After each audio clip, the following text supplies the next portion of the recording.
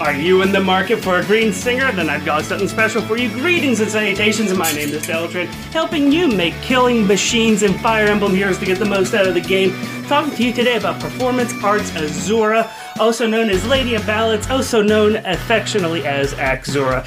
You and I will go over her builds and matchups, but first, let's get her digits. Even though whenever we compare Axezura to the rubric, we're missing everything, her attack or speed skills are great, and that resistance isn't a dumpster fire. I still don't know what more you could ask for on that. So I have a bunch of people here that are not really in Azura's league, but I wanted to just compare things to you to let you know that yes, she has a low hit points, she has a low attack for a green, but honestly 32 is not that bad. She has a pretty decent speed and a really good resistance, especially for green. As a matter of fact, Hawkeye is the other one who's ever going to beat anybody in green, and Azura is going to be at second place pretty much forever at this point in time. So taking a look at what she swings with, Uther is a wonderful, wonderful, wonderful, unique axe, and this thing is going to go ahead and let you buff people in all the stats by 3 whenever you sing or dance for them. I don't think you'll ever be able to get dance on Axezura, but whatever.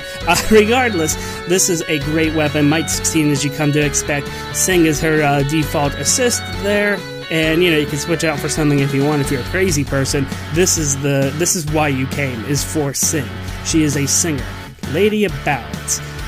Axezura is a special title she gets because she's swinging a very beautiful looking axe.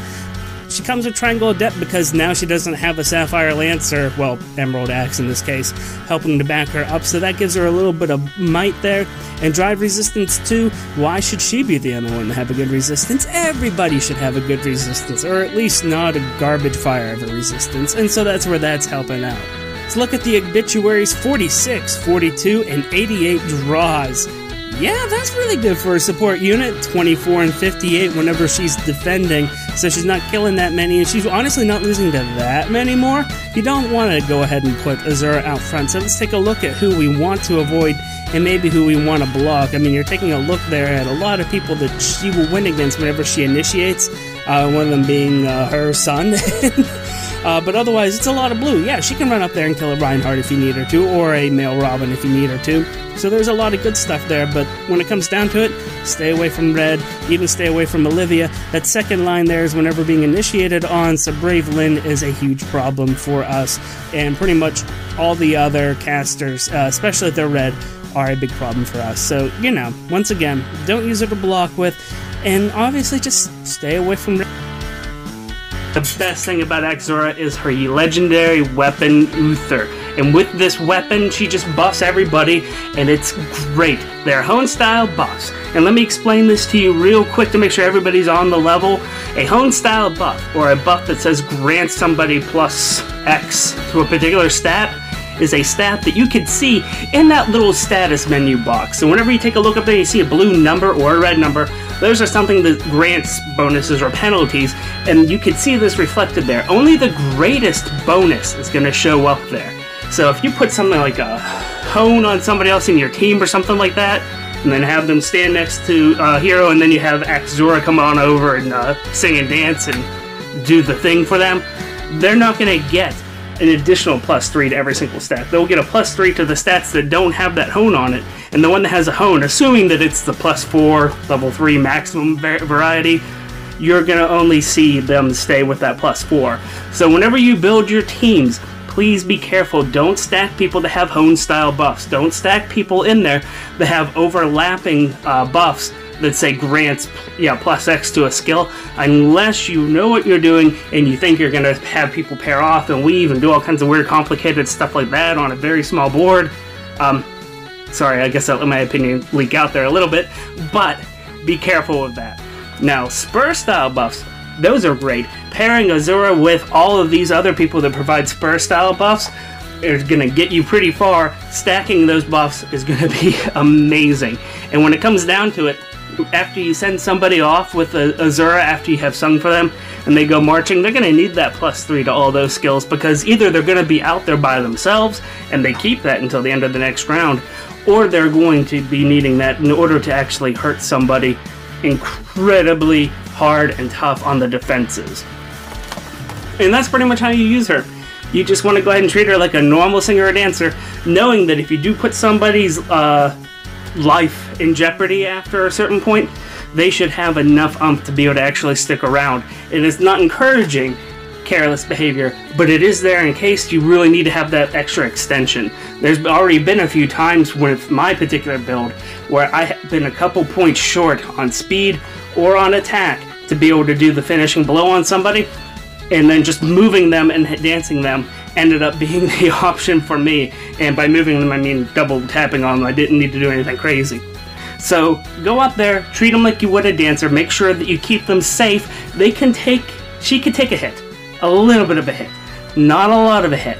Don't go crazy. But she is a good unit with her triangle adept to be able to block incoming blues, to be able to protect your squishy reds, and then you can have them go out there and save the day and let her just sing all the ballads about them.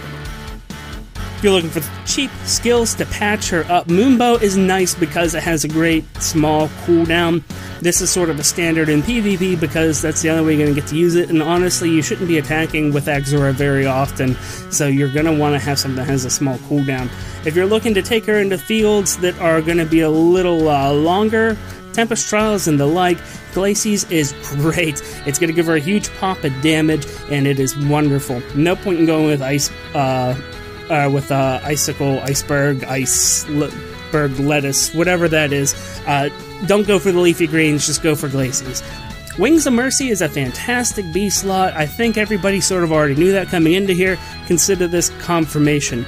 And if you do want to switch out her Triangle Adept for something, about the only thing I have to offer here is Fury 3. Fury 3 ends up working out very, very well for her. Even taking that damage, she shouldn't be fighting that often. So giving her all the buffs and everything just in case she accidentally gets ganked, this will actually prevent the ganking. So this is anti-gank 3, if you will. Got two builds for you, and the first one's pretty much just an extension of all the cheap options that we talked about a moment ago. Uther is there so we can deal some damage, throw away Sing, get reposition. Everybody who knows what they're doing is using reposition. I'm kidding. Here, we're keeping Sing. Please stay.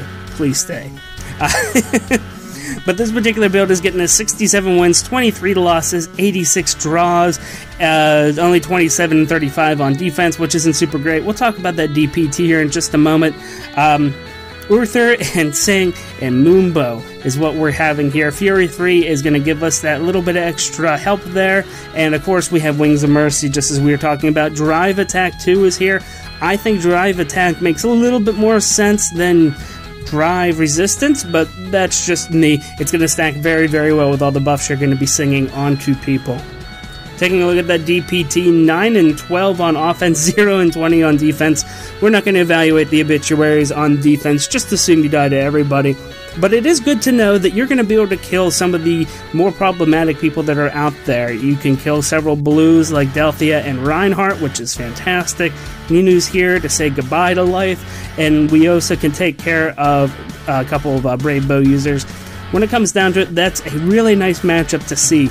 I hope you're not shocked to see that people like Black Knight and Xander and Ike and Ryoma are just destroying us whenever we initiate on them.